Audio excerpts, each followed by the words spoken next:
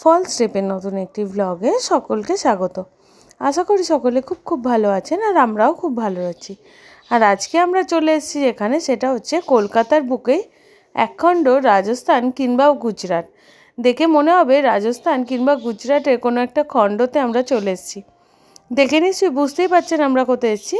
আজকে আমরা এসেছি পরেশনাথ জৈন টেম্পলে।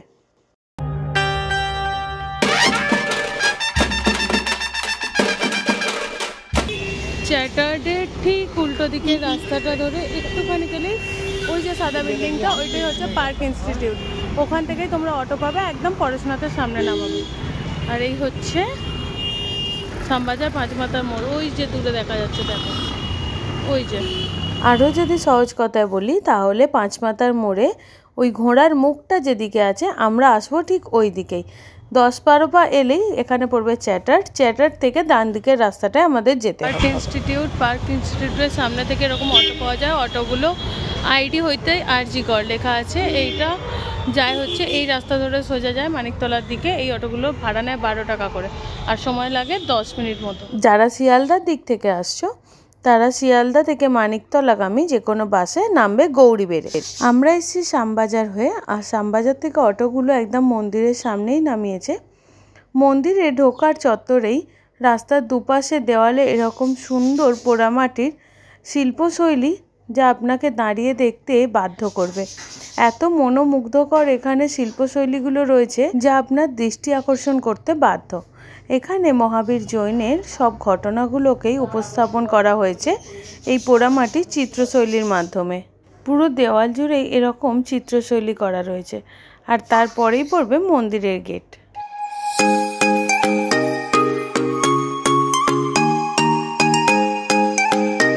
এখন আমরা দাঁড়িয়ে রয়েছি মন্দিরের মূল প্রবেশদ্বারের সামনে। আর এই মন্দিরের সময় রয়েছে সকাল 6:30 থেকে দুপুর 12টা, আর দুপুর 3:30 থেকে সন্ধ্যে 7টা। মন্দিরের প্রবেশদ্বারে প্রবেশ করা মাত্রই উপরে রয়েছে এরকম 4টে ঘোড়া বিশিষ্ট একটি সুন্দর কারুকার্য, আর মন্দিরের দুধারে রয়েছে এরকম সুন্দর কারুকার্য বিশিষ্ট 2টো দরজা। এবার মন্দিরের ভিতরে চলুন প্রবেশ করি। মূল প্রবেশদ্বার দিয়ে প্রবেশ করলেই সোজাই দেখা যাচ্ছে মন্দিরের আরও একটি কক্ষ, যেটা বর্তমানে মন্দিরের অফিস ঘর এবং বর্তমান প্রজন্মের কাছে রিলস বানানোর কিংবা ভিডিও করার একটা জায়গা। আর ঠিক বাঁদিকেই রয়েছে মূল মন্দিরটি। মূল মন্দিরের সামনেই রয়েছে এরকম একটা দোকান, যেখান থেকে আপনারা নিজেদের পছন্দ মতো ঘর সাজানোর কিছু কিনতে পারেন। মূল মন্দিরের চারিপাশে এরকম পিলার করা রয়েছে, যেখানে শ্বেত পাথরের বেশ কিছু মূর্তি আপনাদের চোখে পড়বে, যা এই মন্দিরকে আরও সুন্দর করে তুলেছে। চলুন এবার মন্দিরের প্রতিষ্ঠাতা সম্পর্কে জানা যাক। জানা যায় 1867 সালে রায়বদ্রীদাস বাহাদুর এই মন্দিরটি নির্মাণ করেছিলেন। তারই মূর্তিটি মন্দিরের সামনে এখন রাখা রয়েছে। এই মন্দিরটি 10ম জৈন তীর্থঙ্কর শীতলনাথকে উৎসর্গীকৃত। আর মন্দিরের মূল আকর্ষণ হলো এই মন্দিরের প্রদীপটি, যা মন্দির প্রতিষ্ঠার পর থেকেই অবিরাম জ্বলছে। আর এই প্রদীপটির মূল বৈশিষ্ট্য হলো এই প্রদীপটি থেকে যে শিখাটি জ্বলছে তা থেকে কখনোই কালি পড়ে না। মন্দিরের দুই পাশে এরকম সুন্দর পাথরের মূর্তি রাখা রয়েছে। শোনা যায় মন্দিরটি নির্মাণ করতে নাকি 26 বছর সময় লেগেছিল। তার কারণটা খুবই স্পষ্ট। দেখুন, মন্দিরে যে কারুকার্যটা করা রয়েছে এটা সম্পূর্ণই কাঁচের, এবং কাঁচগুলোকে ছোট ছোট টুকরো করে ডিজাইন করে তারপরেই লাগানো রয়েছে। আর এই কাঁচগুলো কিন্তু কালারিং কাঁচ নয়, কাঁচের ভিতরটায় কালার করা রয়েছে। মানে কাঁচটা কিন্তু সাদা কালারেরই কাঁচ, আর ভিতরটা কালার করা। তাই হয়তো এতটা সময় লেগেছে এই মন্দিরটাকে নির্মাণ করতে। আর এই মন্দিরের দুপাশে রয়েছে এরকম 2টো সুন্দর হাতি। মূল মন্দিরের সামনে এরকম সূক্ষ্ম কারুকার্য বিশিষ্ট বেশ কিছু পিলার রয়েছে, তবে প্রতিটা পিলারই একটার থেকে আরেকটা আলাদা কারুকার্য করা রয়েছে। দেখুন, প্রতিটাই আলাদা আলাদা কারুকার্য করা রয়েছে, এবং এই মন্দিরের যে কোণাতেই দেখেন না কেন প্রতিটা জায়গাতেই সুন্দর কারুকার্য বিশিষ্ট। কোনো একটি জায়গাও ফাঁকা নেই যেখানে কারুকাজ করা নেই। দেখুন, পিলারের ঠিক উপরগুলো তো এরকম সুন্দর কারুকাজ করা রয়েছে।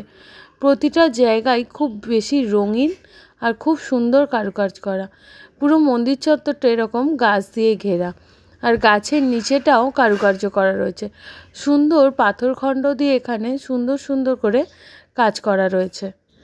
বাইরের পরিবেশের সঙ্গে ভিতরের পরিবেশ সম্পূর্ণ আলাদা।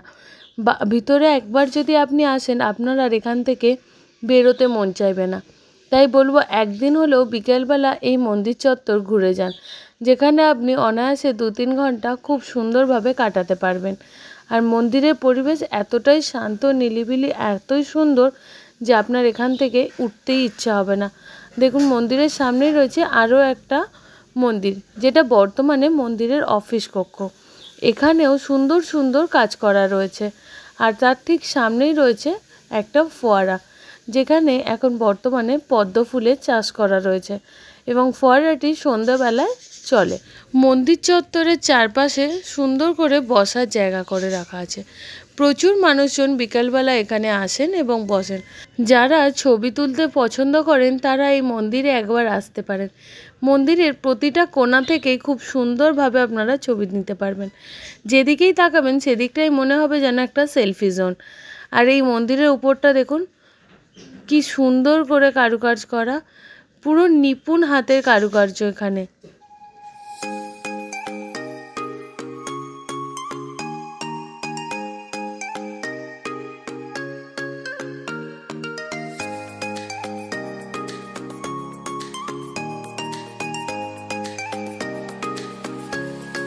মূল মন্দিরের সামনেই রয়েছে একটা জলাশয়, যেটা সুন্দরভাবে পাথর দিয়ে বাঁধানো রয়েছে। জৈনরা মনে করেন মাছকে খেতে দেওয়া খুবই পুণ্যের কাজ, তাই তারা তাদের প্রতিটা মন্দিরের সামনে এরকম একটা করে জলাশয় রাখেন এবং সেখানে মাছের চাষ করেন আর মাছদের খেতে দেন।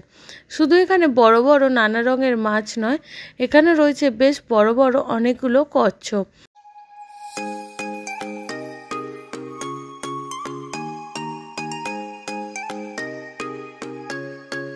এন্ট্রি গেট দিয়ে ঢুকে মিডিলে হচ্ছে মন্দির, আর পুকুরের এই পাশ দিয়ে বেরোলেই ওইখানটা একটা গেট রয়েছে। ওই যে লোকজন যাচ্ছে ওখান দিয়ে কোথায় যাওয়া যায় দেখো, ওইখান দিয়ে যাওয়া যায় হচ্ছে এইটায়। এটা হচ্ছে শ্রী জৈন সীতাম্বর দাদাজি কা টেম্পল। আমরা এখন চলে এসেছি দাদাজি কা টেম্পলের ঠিক সামনেই। তবে এই মন্দিরের ভিতরে কোনো ক্যামেরা অ্যালাউ নেই, তাও আপনাদের জন্য আমি একটা ক্লিপ লুকিয়ে নিয়েছি। মন্দিরের ভিতরের চত্বর এতটাই সুন্দর যে দেখলে মনে হবে কোনো রাজস্থান থেকে একটুও কম কিছু না, রাজস্থানের কোনো মন্দিরে চলে এসেছি। আর এটা হচ্ছে দাদাজি কা টেম্পলের মূল গর্ভগৃহ। আর মন্দিরের ভিতরের চত্বরটা ঠিক এই রকম, বেশ কিছু প্রকোষ্ঠ বিশিষ্ট একটা সুন্দর দালান রয়েছে এখানে। আর এটা হচ্ছে মূল মন্দিরটা। আর এই মন্দিরের পিছনেই রয়েছে এখানে একটা জলাশয়, এখানেও প্রচুর মাছের চাষ করা হয়। আর এই মন্দির থেকে বেরিয়ে আমরা চলে এসেছি এখন আরও একটা মন্দিরে। পরেশনাথ জৈন টেম্পলের আশেপাশে মোট 3টে টেম্পল রয়েছে, এটা রয়েছে তার মধ্যে আরও একটা। আর এই মন্দিরের নাম হচ্ছে শ্রী শ্রী চন্দ্রপ্রভুজি টেম্পল। এই মন্দিরের দুপাশে রয়েছে সুন্দর বাগান।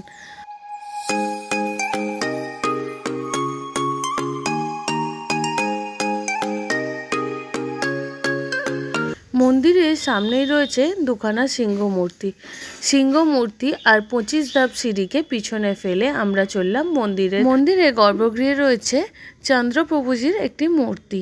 জৈন ধর্মের কাছে এই মন্দিরটিও বেশ প্রসিদ্ধ এবং পবিত্র বলে তারা মনে করেন। শোনা যায় এই মন্দিরটি নাকি প্রায় 200 বছরের পুরনো একটি মন্দির। আর এই মন্দিরটি পরেশনাথ মন্দিরের সময়সীমা অনুযায়ী চলে। মন্দিরের ভিতরের চত্বরে এইরকম সুন্দর কারুকাজ করা রয়েছে। আর মন্দিরের প্রকোষ্ঠ দিয়ে এই পরেশনাথ টেম্পলকে দেখতে আরও সুন্দর লাগে। এখান থেকে আপনারা পরেশনাথ টেম্পলকে খুব সুন্দরভাবে দেখতে পাবেন। ভিডিওটি কেমন লাগলো তা অবশ্যই একটা লাইক করে আমাকে কমেন্ট করে জানাবেন। আর যদি ভালো লেগে থাকে তা অন্যদের সঙ্গে শেয়ার করে নেবেন। দেখা হচ্ছে আবার পরবর্তী একটি ভিডিওতে। এরকম ভিডিও দেখার জন্য চ্যানেলটিকে অবশ্যই সাবস্ক্রাইব করে রাখুন। আর ততক্ষণের জন্য বাই।